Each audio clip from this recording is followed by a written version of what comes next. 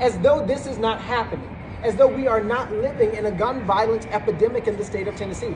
And the solutions that are being offered is actually to reduce the First Amendment rights of people who speak up on behalf of their constituencies, who speak up on behalf of people who are tired of the guns, who are tired of seeing legislation being passed that lowers the age for you to carry, tired of seeing legislation being passed that says you don't need a permit, tired of legislation being passed that says if we give teachers guns, that's somehow going to fix the problem. People are tired of these non-real solutions to a real problem that we are suffering from. I've lost a classmate this year from gun violence. My mentor died last year from gun violence. We are dealing with a gun violence epidemic, and the resolution is not to silence the voices of people who send us here to the people's house to speak with them and for them.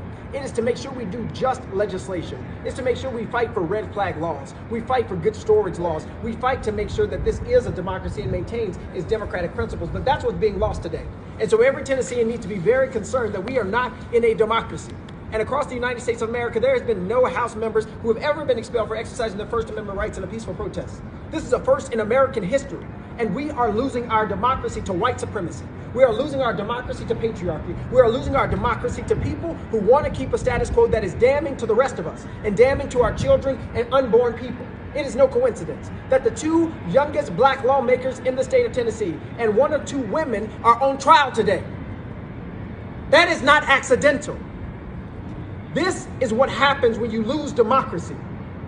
This is what we are fighting against and must stand up against as legislators and as people and as citizens across this country. So basically, I had a member on the floor call me an uppity Negro. I mean, this is the behavior of our body. And so even with the nation watching them, even with the world watching them, you see the assault on democracy that happened.